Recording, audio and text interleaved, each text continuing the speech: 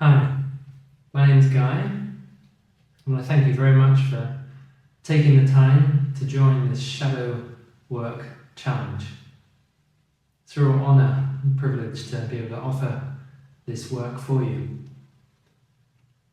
I've been involved in this field, if you like, of self-development for the last 33 years, mainly as a conscious dance teacher, also running retreats, workshops, schools.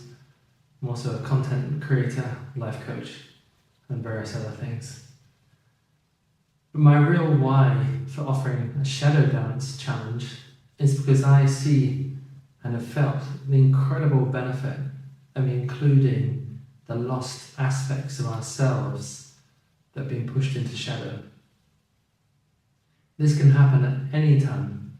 It could be today, somebody has a critical conversation with you and you just stop listening, you push it away. Or it could be some disagreement you have with your partner and you don't want to face the consequences of this or go through it, and so you bury it and swallow your words.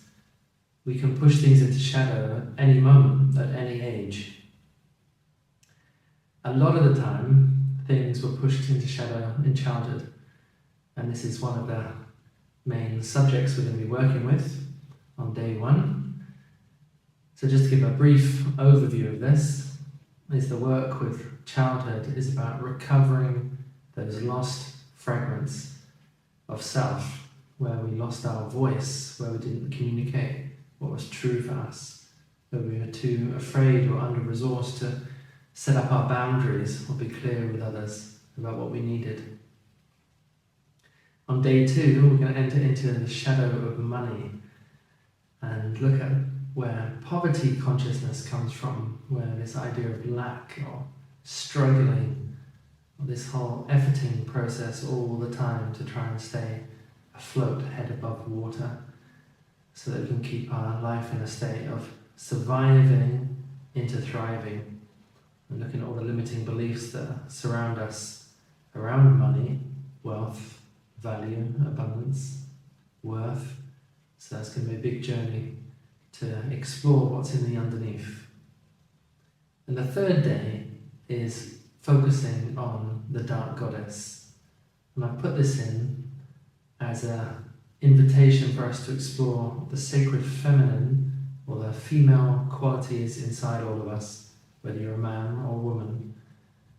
Qualities of intuition, deepening into instinct, more nourishment in the body, more care, kindness, compassion, mercy, feeling, empathy, compassion. So how important it is to recover these qualities and balance them together with other more masculine qualities of willfulness and direction and structure and form and intellect and abstraction and this idea of thinking into the future. So as we start to balance with the feminine, we find the whole spectrum of intelligence and can live a more whole and fulfilling life. So the shadow is that which we have been avoiding, denying, concealing, lying about, hiding from. And there are so many reasons why we've done this. And in this challenge, we're going to get in touch with some of those reasons and to really look at them again from a more open-hearted place, to see if it's time perhaps to loosen the grip on the defense mechanisms and the reactions and the anger and the frustration, and start to get more in touch with our better self, our heart self, and so we can live a more abundant, prosperous, thriving, joyful life. And this will bring us to this state of integration between the light and the shadow.